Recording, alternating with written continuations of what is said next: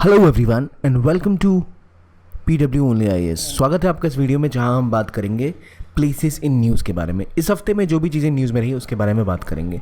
सबसे पहले जो टॉपिक हम देखेंगे वो है कंपाला डिक्लेरेशन। कंपाला डिक्लेरेशन किससे रिलेटेड है? मेरा पहला सवाल आपसे। न्यूज़ में था इस हफ्ते, क्या चीज़ को लेकर ये डिक्लेरेशन होती है? कंपाला कहाँ सिचुएटेड है? इस जगह का नाम क्यों रेलेवेंट है? कौन सी रीजन की बात मैं कर रहा हूँ, क्या आपको ये पता है?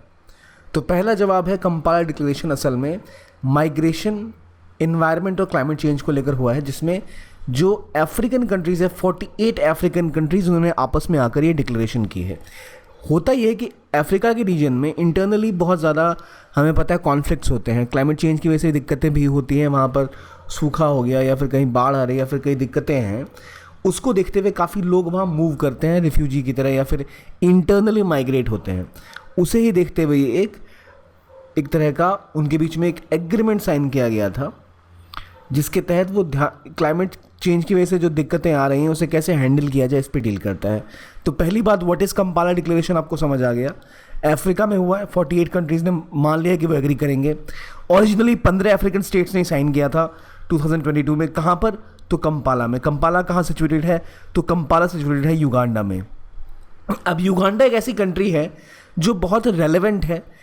इसकी लोकेशन आप ज़रूर जानिए, अक्सर क्वेश्चन हमसे पूछे जाते हैं कि अगर कोई मेजर वाटर बॉडी है या कोई लैंड लॉक कंट्री है तो उसके बारे में हमसे अक्सर पूछा जाता है। तो मुझे जवाब दीजिए, क्या युगांडा एक लैंड लॉक कंट्री है?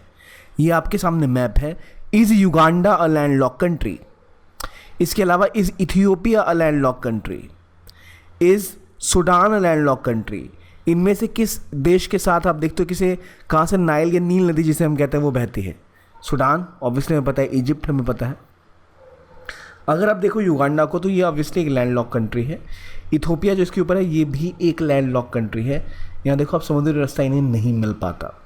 तो ये बातें हो गई युगांडा को लेके, जहाँ पर कंपाला जो इसकी राजधानी है, जहाँ पर ये डिक्लेरेशन साइन हुआ है for climate change induce mobility को लेकर। ठीक है, हमने समझ लिया युगांडा, कंपाला।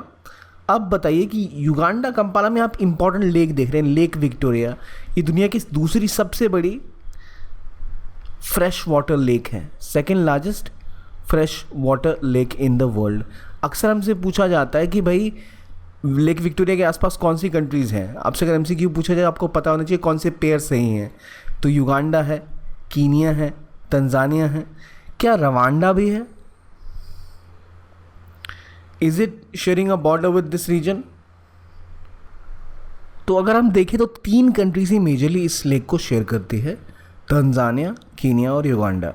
ये तो हो गई second largest fresh water lake. और दुनिया की सबसे बड़ी फ्रेश वाटर लेक कौन सी है? तो लेक सुपीरियर। सुपीरियर कहाँ है? कनाडा और अमेरिका के बीच में। तो ये जो ग्रेट लेक्स का रीजन अफ्रीका में भी है या जो आपका रीजन साउथ अमेरिका के आसपास है, इसके बारे में जानना बहुत इंपॉर्टेंट है। अक्सर आपसे पूछा जा सकता है इसके बारे में, इसलिए ये एरिया आपको पता होना चाहिए। दूसरी बात, हम जब युगांडा पढ़ ही रहे तो इससे हमें एक और भी पता चले क्या कि युगांडा का रीजन कौन कौन सा है। और 5 लेक्स को हम कहते हैं द ग्रेट लेक्स, जो यहाँ पर पड़ती है सुपीरियर, मिशिगन, ह्यूरॉन, ये रहा ह्यूरॉन, नीचे इसके एरिया आता है, और फिर एक ओंटारियो। ये रीजन है ग्रेट लेक्स का जो पड़ता है साउथ अमेरिका में। तो ये हो गया ग्रेट लेक्स का रीजन। और ये आपका लेक विक्टोरिया कहाँ पर है?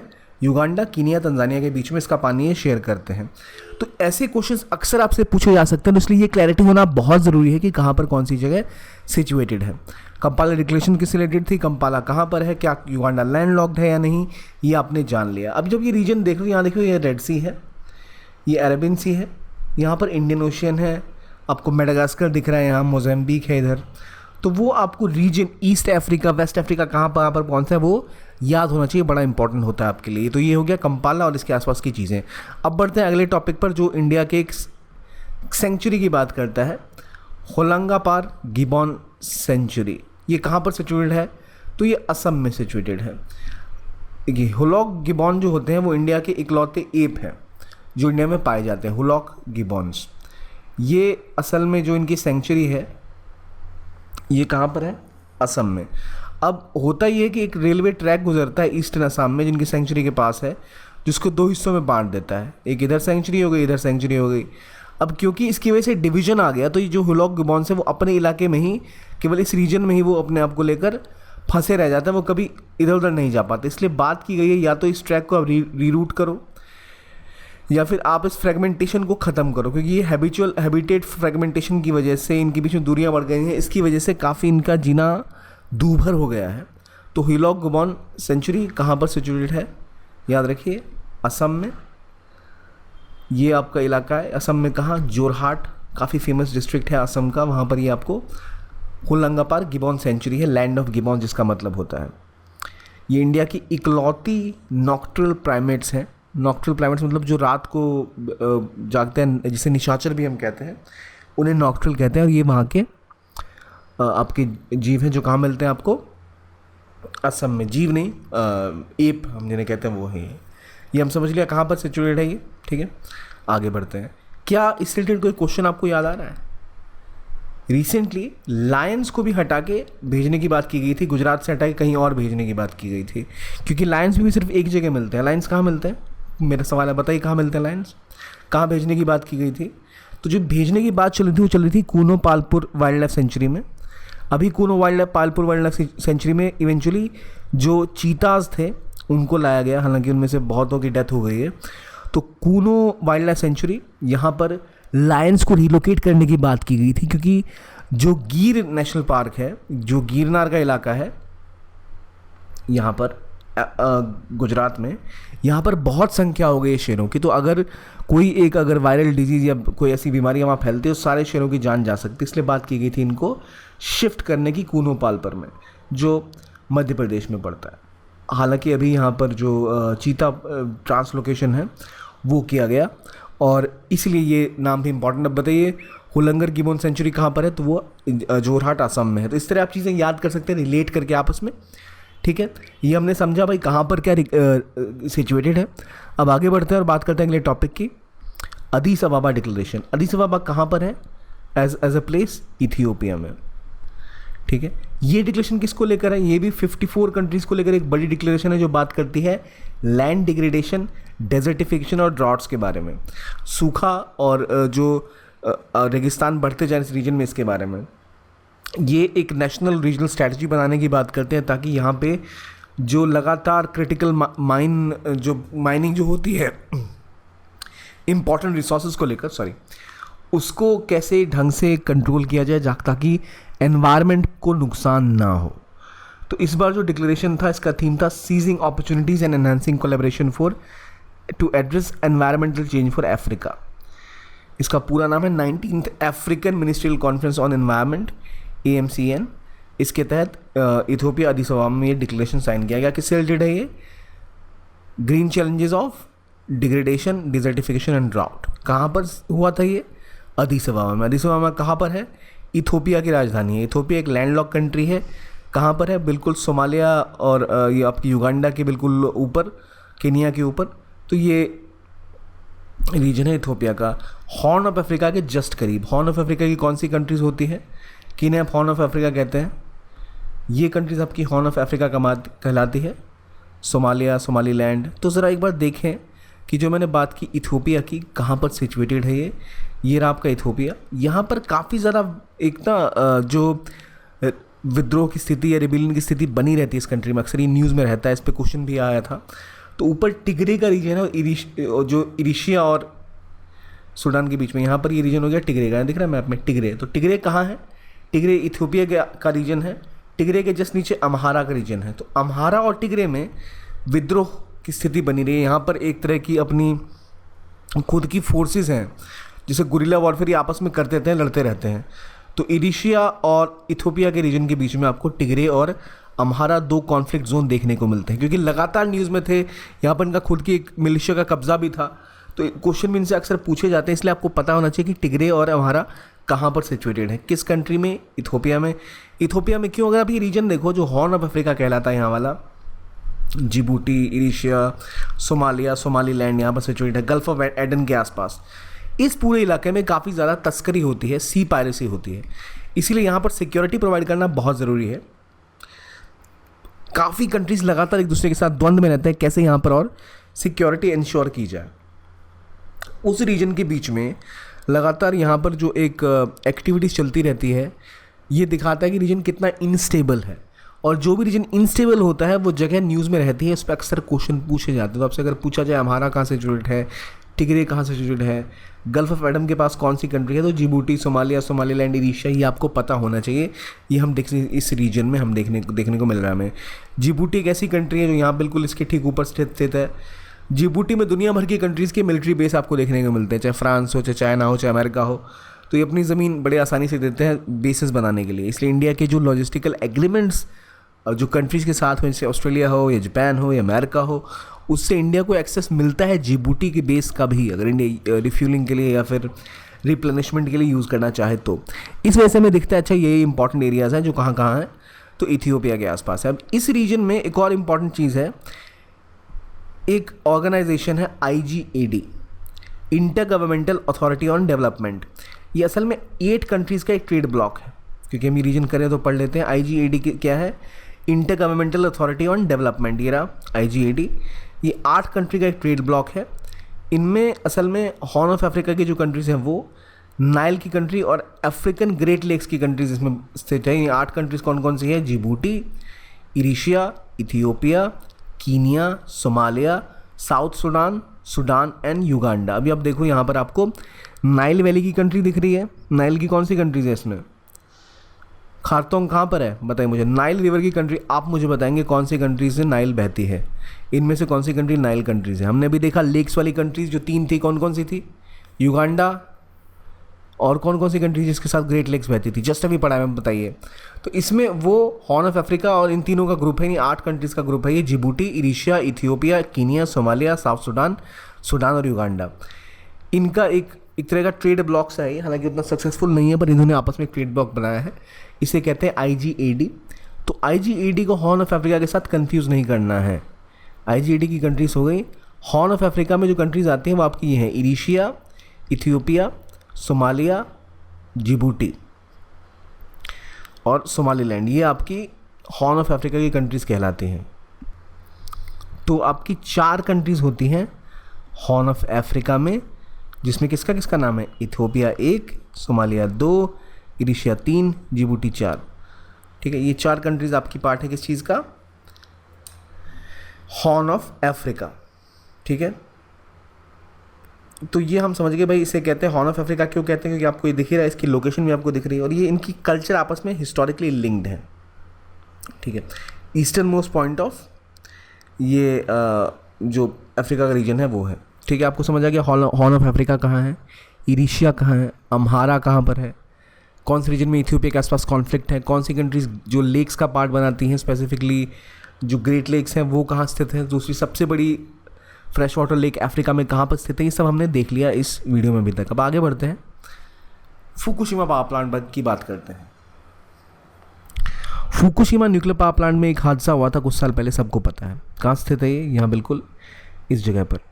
अब देखिए कहानी ये है कि फुकुशिमा पावर प्लांट में रिसेंटली, ताकि दोबारा और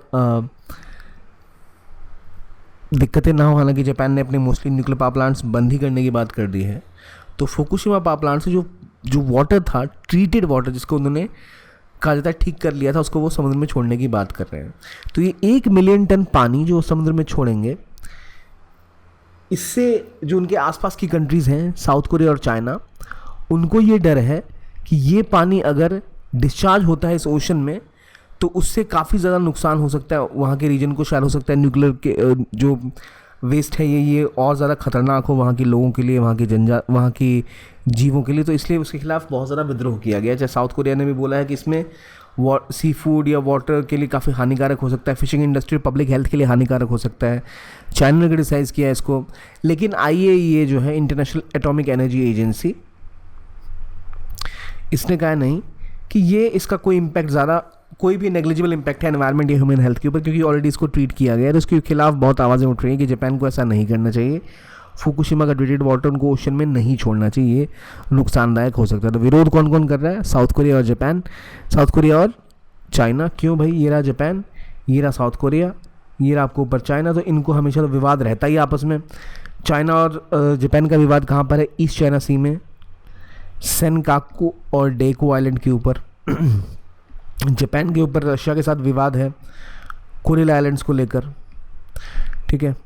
और साउथ कोरिया जापान का विवाद किस चीज़ को लेकर है, पहले जापान का कब्जा था साउथ कोरिया के ऊपर, तो जब ये कॉलोनियल पावर थे वर्ल्ड वॉर 2 के आसपास, तो जो उनकी हिस्ट्री थी काफ़ी ब्लडी हिस्ट्री कहते हैं, काफ़ी क्रूरता के साथ यहाँ पे शासन किया गया था, इसको लेकर यहाँ काफ़ी विवाद है। अभी देख रहे हो आप, जो हम बात करें तो हम बात करें किस चीज़ की, कि यहाँ पर कैसे जो इन दोनों कंट्रीज़ के बीच में मुद्दा है वो ये है कि कैसे अभी फुकुशिमा पावर प्लांट के बाद जो कुछ ट्रीटेड वाटर था उसकी रिलीज़ की बात की जा रही है। अब जब हम न्यूक्लियर पावर प्लांट्स की बात कर रहे हैं तो नेचुरल है हम थोड़ा सा रिवीजन अपने न्यूक्लियर पावर प्लांट्स का भी कर लें जो इंडिया में अभी ऑपरेशनल है। तो क्या क्या है, ककरारपुर हो गया, तारापुर हो गया, काईगा स्टेशन हो गया, मद्रास एटॉमिक पावर प्लांट हो गया जो कलपक्कम में है, फिर कुडानकुलम न्यूक्लियर पावर प्लांट हो गया, फिर नरोरा हो गया। ये आपके न्यूक्लियर पावर प्लांट जो अभी ऑपरेशनल है उसकी बात होगी। तो इंडिया में अगर आपसे पूछा जाए कि काकरापुर एटॉमिक पावर प्लांट कहाँ पर है तो आपको पता होना चाहिए गुजरात में है, तारापुर कहाँ है, महाराष्ट्र में है, कुडानकुलम कहाँ है, तमिलनाडु में है, नरोरा पूछा जाए तो कहाँ है, उत्तर प्रदेश में है, राजस्थान एटॉमिक पावर प्लांट राप्स 1, 2, 3, 4 कहाँ है, तो कोटा राजस्थान में है। तो ये इंडिया के न्यूक्लियर पावर प्लांट्स है जो भी ऑपरेशनल है, और कईयों को लेकर बातें चल रही है जापान के साथ या अमेरिका के साथ कि हम और डेवलप करें। लेकिन अभी जो हमारा मुद्दा था वो किससे रिलेटेड था, वो था फुकुशिमा से। ठीक, आगे बढ़ते हैं। एक नेशनल पार्क है, अफ़गानिस्तान का पहला नेशनल पार्क, उसका नाम है बंदे अमीर। बंदे अमीर को लेकर तालिबान का शासन अभी अफ़गानिस्तान के ऊपर है। तालिबान ने एक फरमान जारी कर दिया कि अब कोई भी व्यक्ति, कोई भी महिला जो है वो किसी नेशनल पार्क जो बंदे अमीर नेशनल पार्क है वहाँ मूव नहीं कर सकती। ये बहुत प्रचलित नेशनल पार्क है, काफ़ी खूबसूरत जगह है, अफ़गानिस्तान के याकलांग डिस्ट्रिक्ट पे है ये। और ये पहला नेशनल पार्क 2009 में डिक्लेयर किया गया था, काफ़ी इंपॉर्टेंट है लोकेशन के हिसाब से। यहाँ पे हिंदू कुश माउंटेन्स की 6 लेक्स हैं, उतनी बड़ी तो नहीं जितनी अफ्रीका और नॉर्थ अमेरिका में हम देख रहे थे, लेकिन एक बहुत महत्वपूर्ण खूबसूरत जगह जहाँ महिलाओं का आना बंद हो गया। कहाँ सिचुएटेड है, तो ये रहा बंदे अमीर, काबुल के ठीक ऊपर सिचुएटेड है ये, और इसीलिए ये दिखाता है कि कैसी स्टेबिलिटी बहुत ज़रूरी होती है और कैसे तालिबान अपने पुराने रंग में वापसी कर रहा है। तो ये आपको अगर पूछा जाए कहाँ है बंदे अमीर नेशनल पार्क, इससे पहले हमने एक और क्वेश्चन पढ़ा था पिछले हफ्ते, यासुनी नेशनल पार्क कहाँ पर है। क्या आपको याद है यासुनी नेशनल पार्क किस देश का था? यासुनी नेशनल पार्क कोई आइडिया? यासुनी के लिए आपको 4 ऑप्शन देता हूँ, ब्राज़ील, कोलंबिया, इक्वाडोर या पेरू। कहाँ से सिचुएटेड है ये? हमने शायद पिछले हफ्ते किया था इसको। बताइए मुझे कहाँ है यासुनी नेशनल पार्क। अब आपको पता है बंदे अमीर कहाँ पर है, तो अफगानिस्तान में है। यासुनी नेशनल पार्क कहाँ पर है? ब्राज़ील, कोलंबिया, इक्वाडोर या पेरू। जवाब दीजिए मुझे, इसका सही आंसर क्या होगा? इसका सही आंसर है इक्वाडोर। और क्यों ये इतना ज़्यादा न्यूज़ में था? क्योंकि यहाँ पर इनका मोस्टली जो रिसोर्सेज जैसे ऑयल वगैरह उसको रोकने की बात की जाती है, तो यहाँ पे ऑयल ड्रिलिंग रोकने की बात की गई थी यासुनी नेशनल पार्क के पास। कहाँ पर है? इक्वाडोर में। अमेज़न का रीजन है जो ग्रीन फॉरेस्ट का, उसके आसपास का रीजन है। तो यहाँ बहुत ज़्यादा ये एक जो स्टेप उठाया गया इसकी काफ़ी सराहना की गई थी कि हाँ एनवायरनमेंट का खतरा अब कम्युनिटीज़ को पता भी लग रहा है। तो यासुनी नेशनल पार्क कहाँ है? इक्वाडोर में। बंदे अमीर नेशनल पार्क कहाँ है? अफगानिस्तान में। जोरहाट में कौन सा वाइल्ड लाइफ सेंचुरी है? क्या डिस्कस किया था अभी हमने। गिर कहाँ पर है, क्यों फेमस है? कानो वाला जो वाइल्ड लाइफ सेंचुरी है वो क्यों इंपॉर्टेंट है? ये सारी चीज़ें इंपॉर्टेंट है जो आपको पता होनी चाहिए। अभी इक्वाडोर के आसपास की कंट्री मुझे बता दीजिए चुपचाप, कहाँ पे कौन सी कंट्रीज़ हैं यहाँ? क्या आपको याद है कौन सी कंट्रीज़ हैं? हमने डिस्कस किया था पैसिफिक अलायंस, हमने डिस्कस किया था मर्कोसर पैसिफिक अलायंस, 2 ट्रेड ग्रुप्स हैं। कहाँ के? साउथ अमेरिका के ही। मर्कोसर में कौन कौन सी कंट्रीज है बताइए, और पैसिफिक अलायंस में कौन कौन सी कंट्री? आपका होमवर्क रहा, मुझे बताइए आप कौन कौन सी कंट्री है इसमें। कमेंट सेक्शन में लिखिए मर्कोसर और पैसिफिक अलायंस में कौन कौन सी कंट्री है। हम इसको 2 बार कर चुके हैं इसलिए मैं आज आपको नहीं बता रहा, आगे भी मैं अगले वीडियो में फिर इसको मैं आपको बताऊंगा कि कौन कौन सी कंट्री है एक मैप के थ्रू। आज आप कमेंट में लिखिए कौन सी कंट्री है, ठीक है। आगे इससे रिलेटेड जब हम वाइल्ड नेशनल पार्क कर रहे हैं कि इंडिया का भी चेल वाइल्ड लाइफ सेंचुरी है। यहाँ पर रिसेंटली एक रेयर ब्लैक ईगल देखा गया। कहाँ है भाई चेल का रीजन कहाँ है? तो सोलान और शिमला का जो रीजन है हिमाचल प्रदेश का, वहाँ ही सिचुएटेड है। गिरी रिवर के आसपास का ये कैचमेंट रिवर है। तो गिरी रिवर कहाँ बहती है? हिमाचल में। चेल वाइल्ड लाइफ सेंचुरी की बात होगी, प्रोटेक्टेड एरिया 1988 में इस्टेब्लिश किया गया था। अब जब हम चेल की बात कर ही रहे हैं, छेल या चेल जो भी से कहिए, तो कुछ क्वेश्चन एक प्रीवियस ईयर का देखते हैं, प्रीवियस यानी करंट अफेयर्स का। ये 3 वाइल्ड लाइफ सेंचुरी आप देख रहे हैं, Bhoramdev wildlife sanctuary, Govind wildlife sanctuary और चिनार वाइल्ड लाइफ सेंचुरी। आपको बताना इनमें से कौन सा करेक्टली मैच नहीं है, which of the followings are not correctly match. तो असल में अगर आप जाओ, ये तीनों ही इनकरेक्टली मैच है, गोविंद भी, चिनार भी और बोरामदेव भी। आपका पहला जो है बोरामदेव वाइल्ड लाइफ सेंचुरी, ये छत्तीसगढ़ में है। जो दूसरा है ये कहाँ है, ये उत्तराखंड में है। और तीसरा जो है वो केरला में है। ये तीनों ही वाइल्ड लाइफ सेंचुरीज मिसमैच थी। न्यूज़ में इसलिए थी क्योंकि जो रिसेंटली छत्तीसगढ़ हाई कोर्ट है उन्होंने कहा था कि जो बोरामदेव वाइल्ड लाइफ सेंचुरी है उसको टाइगर रिजर्व की बात की गई है और चिल्पी रेंज को एज अ बफर जोन की बात की गई है। तो जो PIL की बात की थी इसके लिए कि ऐसा बनाया जाना चाहिए, उसको उन्होंने डिसमिस कर दिया था। तो जो वाइल्ड लाइफ सेंचुरी न्यूज़ में थी वो कौन कौन सी थी, कहाँ पर सिचुएटेड है, ये आपको यहाँ से पता लग जाएगा। अभी हमने जो बातें की, हमने कुछ चीज़ें डिस्कस की, कुछ जगहों के बारे में डिस्कस किया। जोरहाट में कौन सा वाइल्ड लाइफ सेंचुरी से बताइए मुझे। हिलॉक गुबॉन्स इकलौती एप हैं इंडिया के नॉक्टर्नल, ये भी आपको याद होगा। अब एक क्वेश्चन पहले का देखते हैं। एनाटोलिया, अम्हारा, काबो डेलगाडो, कैटेलोनिया, ये 4 जगहों के बारे में पूछा गया और ये कंट्रीज जिनके साथ एसोसिएटेड है। तो पूछा गया रीजन मेंशन इन न्यूज़ और कंट्री, हमें बताना है कितने पेयर्स करेक्टली मैच्ड हैं। ऐसे क्वेश्चन आपसे लगातार पूछे जा रहे हैं, इसलिए लोकेशन को पढ़ना बहुत इंपॉर्टेंट है। आप इजीली कर सकते हैं, एक बार मैप अपने ढंग से कर लिया तो इजीली आपको याद हो जाएगा। मुझे बताइए कौन सी कंट्री सही से मैच है। एनाटोलिया कहाँ से सिचुएटेड है, टर्की में है, बिल्कुल ये टर्की में है। एनाटोलिया का रीजन असल में वो रीजन है जिसे हम एशियन टर्की करते हैं, टर्की का वो पार्ट जो एशिया में है। अम्हारा इथोपिया में, हमने देखा रिसेंटली अभी ऊपर, टिग्री और अम्हारा इथोपिया में है। कार्बो डेलगाडो स्पेन में नहीं है, ठीक है, तो ये तो गलत हो गया। कैटेलोनिया भी इटली में नहीं है, कैटेलोनिया कहाँ है भाई, ये स्पेन में है। काबो डेलगाडो आई थिंक आपका मोज़ेम्बिक का इलाका है। तो 2 ही पेयर इसमें सही है। इसमें देखो काबो जो डेलगाडा है मोज़ेम्बिक में, यहाँ 5 साल का कॉन्फ्लिक्ट था रिसोर्सेज को लेकर। कैटेलोनिया स्पेन में है। कैटेलोनिया याद करने का आसान तरीका है कि कौन सा एक फेमस फुटबॉल क्लब है, बार्सिलोना, ये वहाँ स्थित है। ये अपनी एक तरह से आज़ादी की डिमांड कर रहे हैं, ऑटोनॉमी की बात कर रहे हैं। फिर अम्हारा हमने देखा कॉन्फ्लिक्ट है। एनाटोलिया क्या है ये हमें पता लगा। तो केवल 2 पेयर इसमें से सही मैच थे। तो ऐसे क्वेश्चंस आपसे पूछे जा सकते हैं, इसलिए आपको प्रिपेयर रहना चाहिए कि जब भी आप वर्ल्ड मैप को देखो उससे रिलेटेड जो भी टॉपिक है जो इसके आसपास इंपॉर्टेंट है ये आपको पता होना चाहिए, ताकि आपकी प्रेजेंस और आपकी अंडरस्टैंडिंग चीज़ों को लेकर बेहतर हो जाए। अब जैसे मैंने मरकुसर कहा था, तो मरकुसर में कौन सी कंट्रीज़ हैं, काफ़ी आसान है इसको याद करना कि 4 कंट्रीज़ के अंदर है। तो ब्राज़ील, अर्जेंटीना, पैराग्वे और उरुग्वे, ठीक है, ये तो 4 कंट्रीज़ आपको पता है। दूसरा मैंने पूछा था, एक तो मैंने क्या पूछा, मरकुसर, और दूसरा मैंने पूछा था पैसिफिक अलायंस, इसमें कौन कौन सी कंट्रीज़ हैं। ये देखिए 3 ग्रुप्स यहाँ पर ऑपरेट। तो पैसिफिक अलायंस में कौन कौन था, मैक्सिको, कोलंबिया, पेरू और चिले। इसमें आपको दिखता है इक्वेडोर पार्ट नहीं था, बोलिविया पार्ट नहीं था, तो इन लोगों ने अपना अलग खुद का अपना एक ग्रुप बना लिया था। तो ये हो गया आपका पैसिफिक अलायंस और मरकुसर जिसे हमने पढ़ लिया। तो इस तरह से अगर आप रीजन कवर करोगे ना तो आपके लिए काफ़ी ईजी हो जाएगा चीज़ों को रिवाइज करना। तो ये हमने देख लिया आज के इंपॉर्टेंट ग्रुप्स कौन कौन से थे। कुछ वाइल्ड लाइफ सेंचुरीज़ के बारे में जाना, कुछ नेशनल पार्क्स के बारे में जाना, और हमने कुछ इंपॉर्टेंट जोग्राफिकल लोकेशंस के बारे में जाना।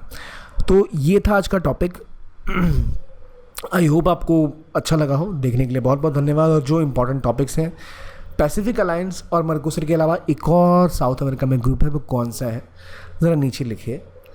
और आज के वीडियो के लिए इतना ही। देखने के लिए बहुत बहुत धन्यवाद। Keep watching only IAS। Thank you very much.